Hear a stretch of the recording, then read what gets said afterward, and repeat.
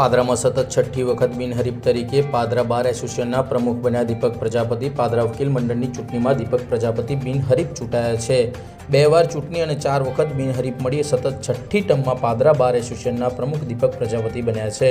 પાદરા વકીલ મંડળની કમિટીના ઉપપ્રમુખને બાદ કરતા તમામ કમિટીના સભ્યો બિનહરીફ જાહેર કરવામાં આવ્યા છે। મંત્રી ઇમ્તિયાઝ વોહરા, સહમંત્રી જાબીર મલેક તથા ખજાનચી ધવલ વ્યાસ સાથે 7 કારોબારી સભ્યો પણ બિનહરીફ જાહેર કરાયા હતા। પ્રમુખ સહિતની તમામ કમિટીને વકીલ મંડળ દ્વારા પુષ્પગુચ્છ પહેરાવી શુભેચ્છાઓ પાઠવવામાં આવી હતી। પ્રાપ્ત વિગતો અનુસાર ઉપપ્રમુખની ચૂંટણી માટે 2 ઉમેદવારો રહેતા ચૂંટણીનો જંગ જામશે, જેમાં ધર્મેન્દ્રસિંહ પરમાર અને પ્રદીપસિંહ પડિયાર વચ્ચે ઉપપ્રમુખ માટે આગામી 20 ડિસેમ્બરે ચૂંટણી યોજાશે। आदेश अनुसार आगामी तारीख 24 तारीख पादरा वकील मंडल की चूंटणी योजावानी हती।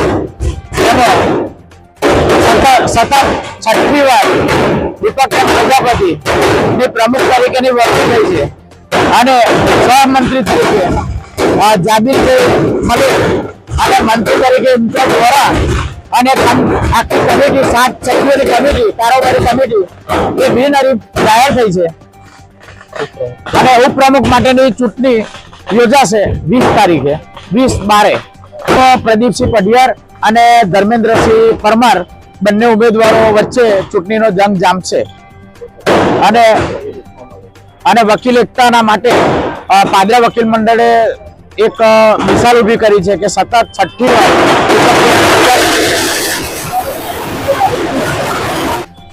2024 ની આગામી ચૂંટણી યોજાનાર હતી વકીલ મંડળની, તેમાં અમને બિનહરીફ ચૂંટી લાવીને પાદરાના તમામ વકીલ મંડળનો અમે એ બાબતે આભાર માનીએ છીએ